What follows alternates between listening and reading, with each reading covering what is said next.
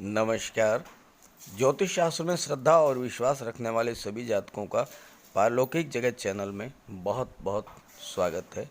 गज केसरी राजयोग एक ऐसा राजयोग जो किसी भी जातक की जन्म कुंडली में बन जाए तो उसे अनायास ही धन, पद, प्रतिष्ठा, मान सम्मान की प्राप्ति होती है और ऐसा जातक बहुत ही कम उम्र में उच्च पद को प्राप्त कर लेता है।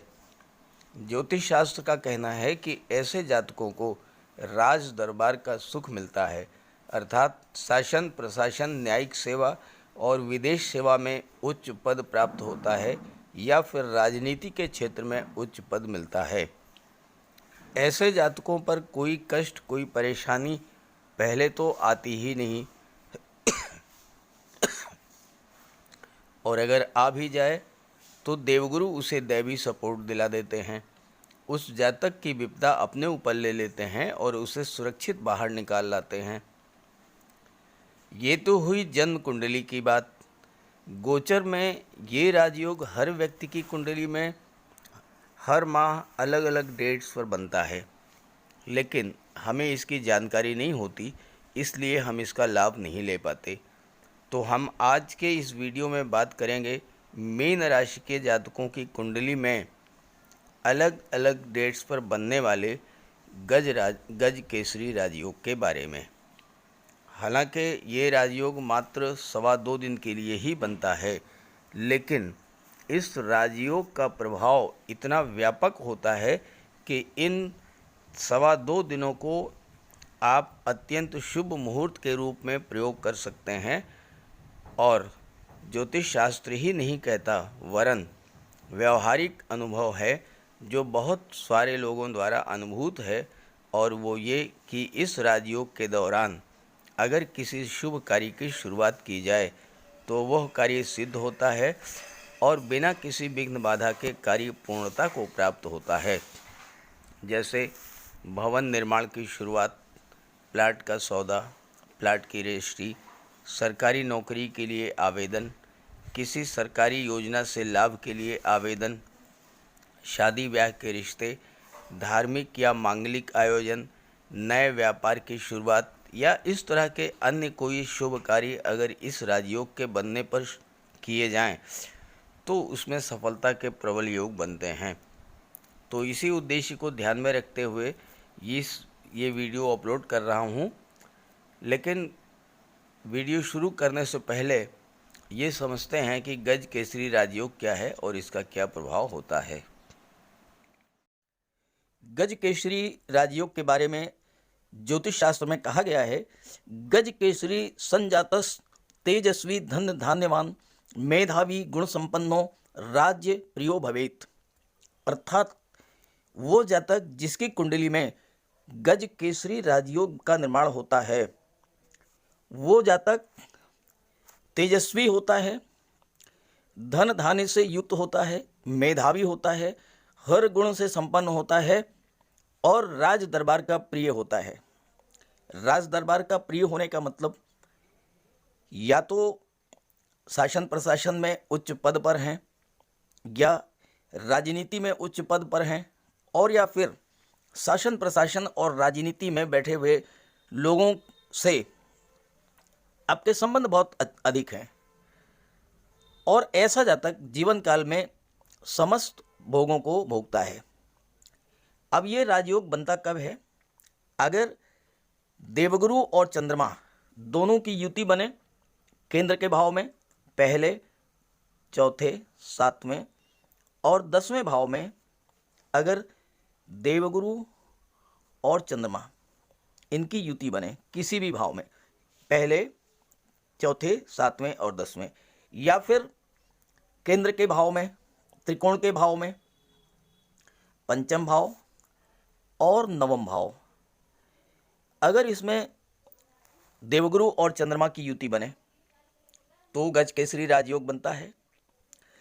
दूसरी स्थिति यह है कि अगर देवगुरु और चंद्रमा का दृष्टि संबंध हो और देवगुरु केंद्र या त्रिकोण के भाव में गोचर करें, जैसे देवगुरु लग्न भाव में गोचर कर रहे हैं, देवगुरु की पंचम दृष्टि पंचम भाव पर, सप्तम दृष्टि सप्तम भाव पर, नवम दृष्टि नवम भाव पर। अब चंद्रमा अगर सिंह राशि में है या चंद्रमा तुला राशि में है या चंद्रमा धनु राशि में गोचर करेंगे तो देवगुरु की दृष्टि चंद्रमा पर पड़ेगी और गज केसरी राजयोग बन जाएगा। ठीक है, ऐसे ही चतुर्थ, सप्तम, दशम और त्रिकोण के भाव में देवगुरु के स्थित होने पर गज केसरी राजयोग बनता है। और गज केसरी राजयोग केवल चंद्रमा और देवगुरु से ही नहीं बनता, शुक्र से भी बनता है और बुध से भी बनता है। ज्योतिष शास्त्र में कहा है केंद्र स्थिते देवगुरु मृगाकांद योगस्थ हाहुर्गज केसरी इति दृष्टे सितारिये इंदु सतह शशांके नीचा अस्तहीने गज केसरी स्यात्।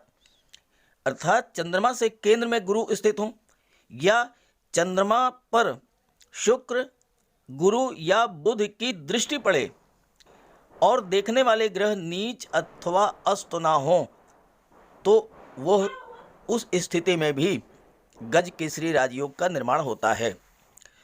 और ऐसा जातक जिसकी कुंडली में ये राजयोग बन जाता है वो सिंह की तरह साहसी होता है। केसरी का मतलब होता है सिंह, तो वह जातक सिंह की तरह साहसी होता है, शत्रुओं का दमन करने वाला होता है, शानो शौकत वाला, विलासी, दीर्घायु, तीव्र बुद्धि वाला और महान यश प्राप्त करने वाला होता है, तेजस्वी होता है, धन धान युक्त होता है, मेधावी और गुणवान होता है और राज दरबार का प्रिय होता है। तो ये है मीन राशि के जातकों की कुंडली।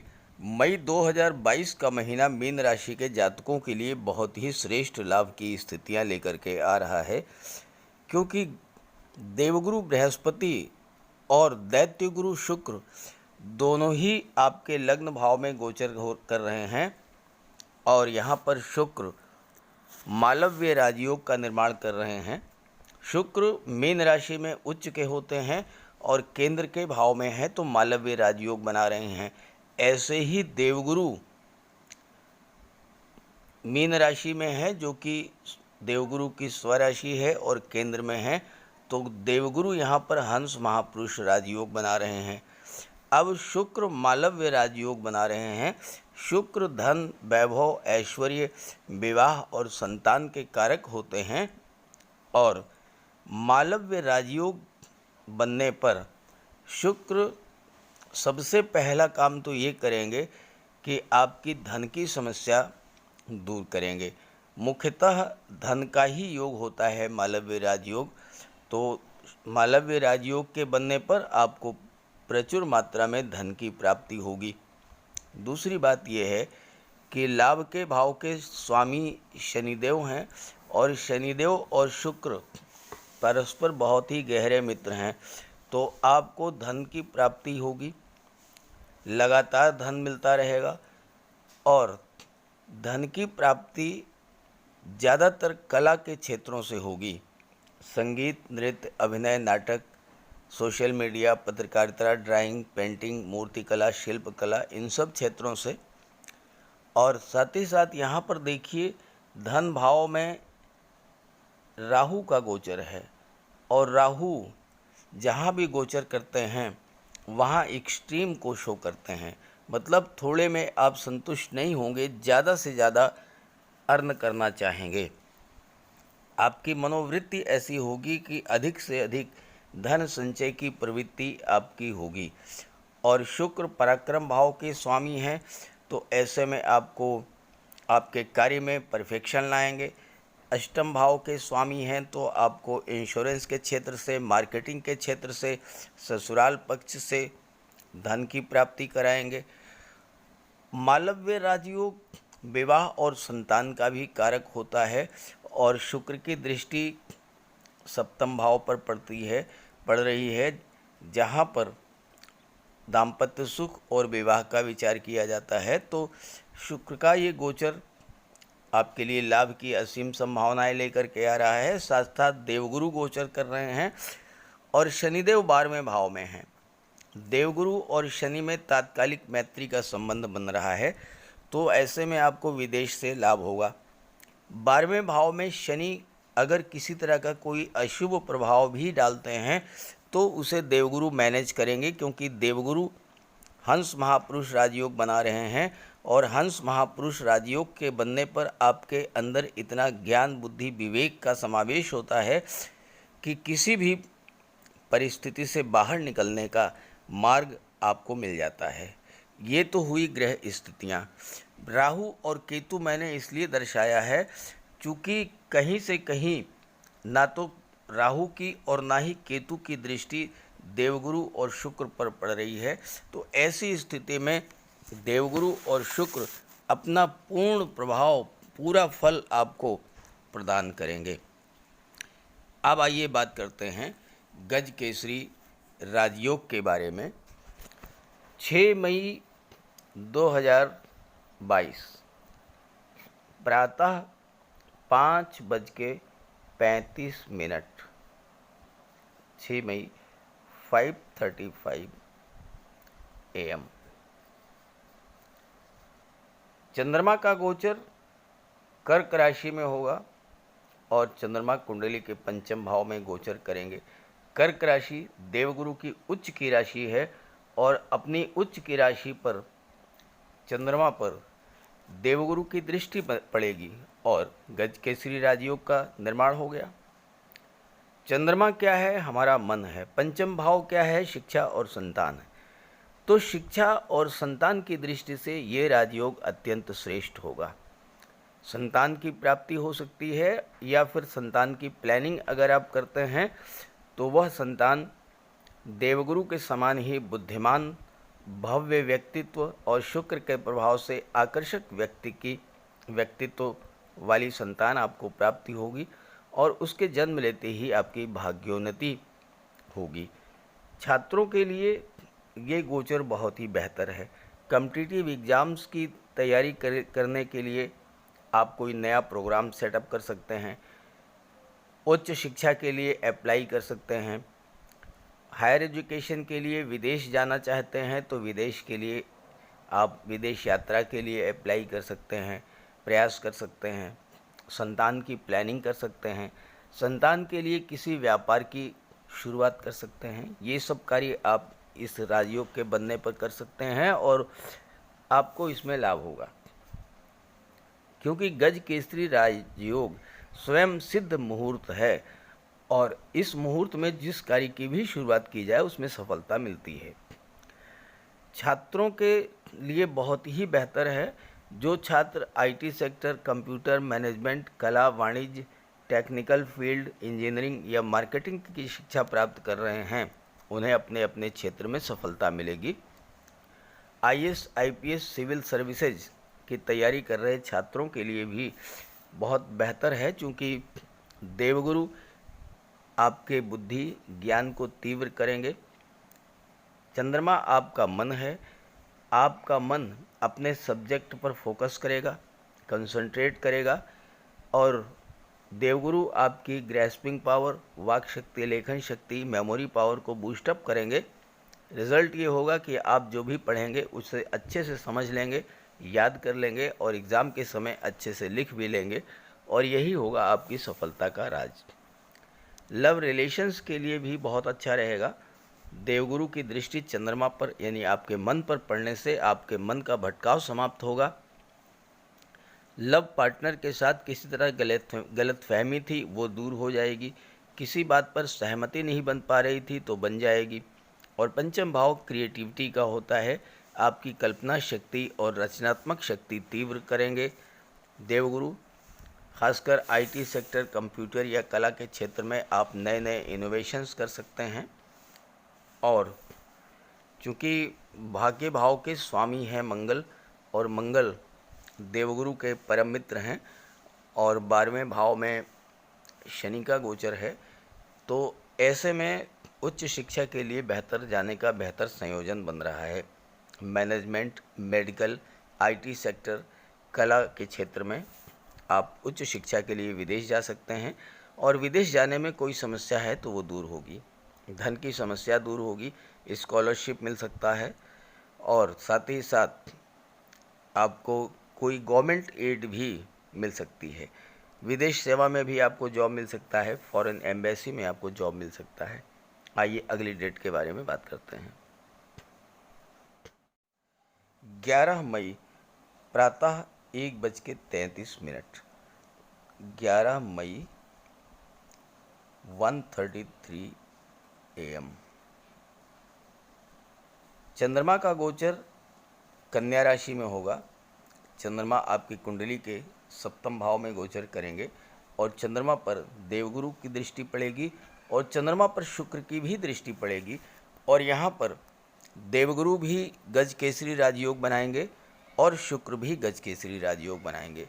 दोनों ही ग्रह विवाह और संतान के कारक होते हैं, तो इस राजयोग के बनने पर विवाह के प्रबल योग बनते हैं और संतान प्राप्ति के भी प्रबल योग बनते हैं।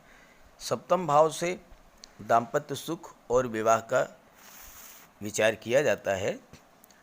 शादी ब्याह के रिश्ते तय करने के लिए, कोई कानूनी अनुबंध कॉन्ट्रैक्ट करने के लिए, रूठे हुए को मनाने की शुरुआत करने के लिए, गलतफहमी और नाराज़गी दूर करने के लिए ये अवसर, ये राजयोग बहुत ही श्रेष्ठ है। आपके लाइफ पार्टनर के साथ या आपके लव पार्टनर के साथ किसी तरह की कोई नाराज़गी थी, गलतफहमी थी, इस राजयोग के बनने पर वो दूर होगी, क्योंकि शुक्र और गुरु आपके मन पर, आपके मस्तिष्क को प्रभावित करेंगे, आपके मन में ज्ञान बुद्धि विवेक को जागृत करेंगे। शुक्र के प्रभाव से आपका व्यवहार अत्यंत मधुर होगा, वाणी अत्यंत सौम्य होगी। परिणाम क्या होगा कि जब किसी भी समस्या को बैठ करके शांत मन से ज्ञान बुद्धि विवेक का प्रयोग करते हुए जब आप सुलझाएंगे, जब आप बात करेंगे, तो समस्या अपने आप सुलझ जाएगी। यहाँ पर इस राजयोग के बनने का जो सबसे बड़ा प्रभाव होता है वो होता है आपके स्वभाव में परिवर्तन, आपके मानसिक स्थिति में परिवर्तन होगा।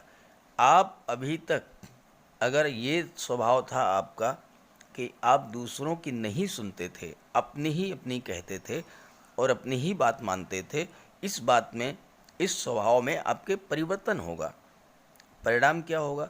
जब आप दूसरों की बात सुनेंगे, दूसरों की बात समझेंगे, तो जो कॉन्फ्लिक्ट था, जो बहस का मुद्दा था, जो विवाद का बिंदु था, वह अपने आप समाप्त हो जाएगा और ऐसी स्थिति में जितनी जो भी परिस्थितियां बिगड़ चुकी थीं, वो परिस्थितियां जो है वो एक बार फिर से सुधार आएगा उनमें और आपके दाम्पत्य सुखों में, लव रिलेशंस में प्रगाढ़ता आएगी और विवाह के भी प्रबल योग बनते हैं।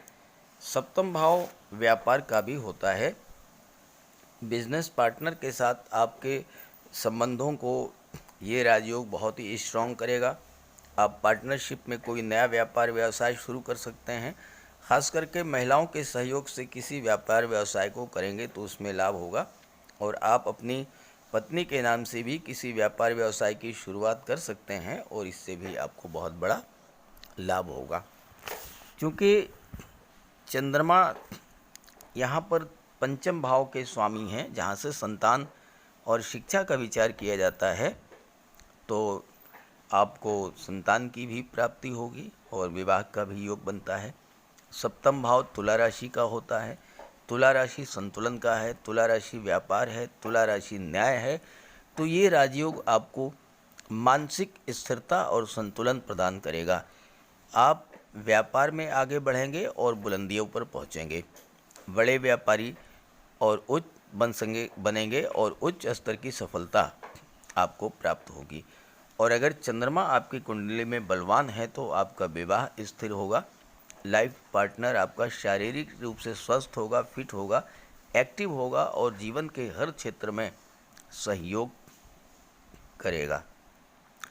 और सबसे बड़ी बात मैं आपको बता रहा हूँ कि ऐसे दंपत्ति जिनका डाइवोर्स की स्थिति बन रही है, कोर्ट केस चल रहा है, तलाक की स्थिति बन रही है, ऐसे जातक भी अगर इस राजयोग के बनने पर प्रयास करें तो उनकी वैवाहिक जीवन में फिर से माधुरी का समावेश हो सकता है।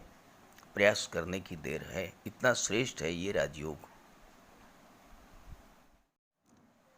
16 मई प्रातः 7:54 पर 7:54 AM चंद्रमा राशि परिवर्तन करेंगे और चंद्रमा का गोचर वृश्चिक राशि में होगा और चंद्रमा आपकी कुंडली के भाग्य भाव में गोचर करेंगे। देवगुरु की नवम दृष्टि चंद्रमा पर पड़ेगी और गज केसरी राजयोग का निर्माण हो गया। नवम भाव से भाग्य, पूर्व संचित कर्म, धर्म, उच्च शिक्षा, यात्रा, देशाटन और पिता का विचार किया जाता है। नवम भाव में गज केसरी राजयोग बन रहा है और देवगुरु दशम भाव के स्वामी हैं, जहां से आपके जॉब, कैरियर और प्रोफेशन का विचार किया जाता है। और नवम भाव भाग्य का है, तो भाग्य के सपोर्ट से आपको कार्य क्षेत्र में बहुत बड़ी सफलता के योग है। अचानक से कोई ऐसा कार्य जो अभी तक आप नहीं कर पा रहे थे, वह कार्य आपको पूरा होगा। कार्य क्षेत्र में आशातीत सफलता मिलेगी, क्योंकि भाग्य आपका पूरी तरह से साथ देगा। रोजगार, नौकरी पाने की दृष्टि से ये योग बहुत ही शुभ है।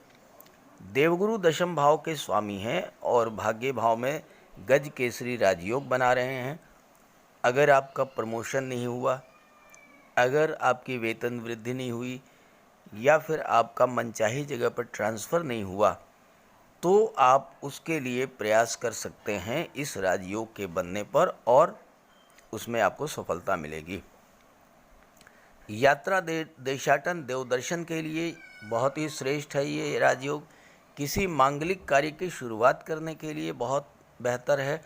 अगर आपके संबंध पिता से ख़राब हो चुके हैं किसी वजह से, तो उसमें सुधार लाने के लिए भी बेहतर है और अपनी कार्यशैली, कार्य व्यवहार में सुधार लाने का संकल्प करने का भी बहुत बेहतर समय है। अपने कार्य क्षेत्र में कोई बदलाव चाहते हैं वो कर सकते हैं। नई नौकरी वो आप प्राप्त कर सकते हैं। नौकरी में परिवर्तन करना चाहते हैं वो भी आपको सफलता मिलेगी और नए कार्य व्यवसाय की शुरुआत भी आप कर सकते हैं और इसमें भाग्य का फुल सपोर्ट मिलेगा। 24 मई 4:27 PM